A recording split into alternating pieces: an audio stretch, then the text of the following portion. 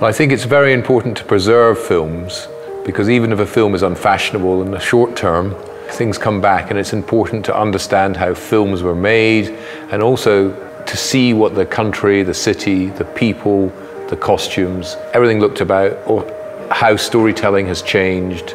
It's incredibly important. It's like reading old literature. Film preservation is vital, because film is the common art. It's the art that so many people can appreciate, especially today. You know, everything comes from screens. Very few people read books.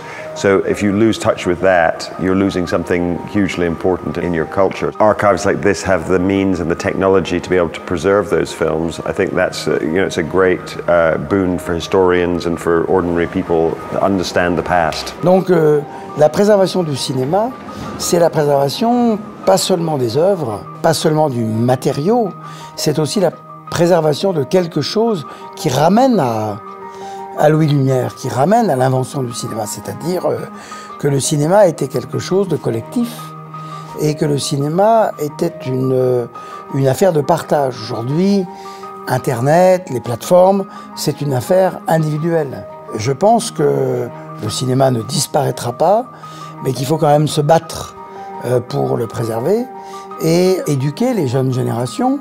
Pour moi, la conservation des films, c'est l'élément essentiel de l'industrie cinématographique. C'est comme quand on parle d'un arbre.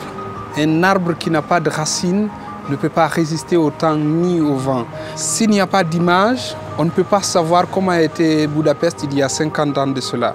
Ce qui fait que la fabrication des films doit, au-delà de tout, se reposer aussi sur la conservation. Il ne s'agit pas seulement de faire les films, mais il s'agit aussi de les conserver, de les garder pour des générations futures.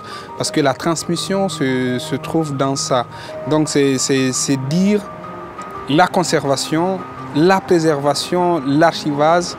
Pour moi, personnellement, ça ne concerne que moi, c'est la partie essentielle de l'industrie cinématographique.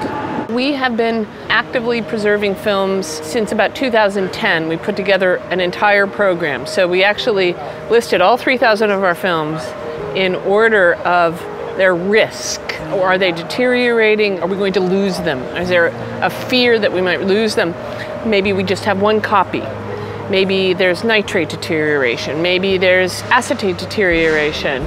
All sorts of different issues, and we listed them in the prioritization order, and then we've just been preserving them and going on. We're very, very dedicated to film preservation at Paramount. The role of archives has really changed significantly, because there was a time when archives were basically responsible for preserving material, but they weren't, in the sense, generating new historical content. They were passive, and they kept waiting for researchers to come into the archive.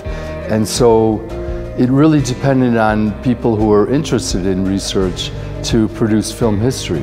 And that role has really fundamentally changed, I think, in the last 20, 30 years, to prepare that material through film exhibitions, through paper exhibitions of paper materials, through the publication of books and catalogs, to make that film history come alive for audiences who are not necessarily knowledgeable about film history. So that's really been very important. I think that classic films are so valuable for every generation. Sometimes we think, oh, young people won't appreciate it, it's 100 years old. On the contrary, many of my students and other people that other audiences I've encountered love it and are grateful to be shown these gems of film history. We see parts of life that are completely gone now.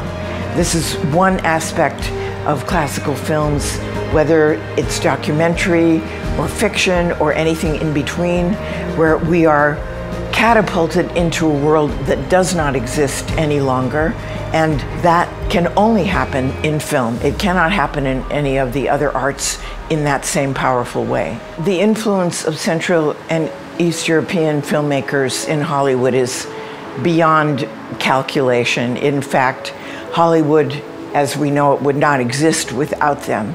Paramount would literally not exist without Hungary. So it's great to be here.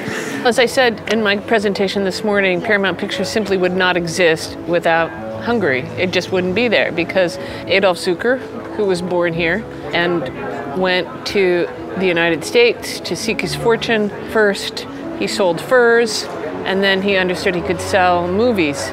And he had an incredible sense of the public taste and what would actually sell. He did. It's incredible, his contribution. Just if you think about in 1912, when he first showed Queen Elizabeth, which made him enough money to take what was then called Famous Players into a major company. And then 10 years later, he has over 1,000 theaters in the US and offices in every European capital in 10 years. I often say he was sort of the, it was the Netflix of his day. The relation between Marcel Pagnol and Alexander Korda is a wonderful story. At the time, in 1930, Marcel Pagnol was a famous playwright in France. He wrote a playwright whose name was Marius. And he met Robert T. Kane, producer for Paramount in France. And he convinced Robert T. Kane to produce Paramount as a speaking movie. And Robert said, okay, but let's have a confirmed director. So Korda came from Hollywood to direct the movie, and Marcel Pagnol and Alexander Korda met at this moment. The film, The Old Scoundrel, that I've just seen, was a real treat. It's a pleasure. As far as I know, it's the only film my grandfather made in Hungary, and you can tell that he loved Hungary. There's this fantastic stuff about nature. I'm here with my family. Some of us went to the Gellert Baths. The Gellert Baths are in there. You recognize obviously the Danube and the amazing views. So it feels like a real treat to see that. I'm very honored to be invited, and I love the city and this festival, and the program is excellent. So I'm really happy to be here.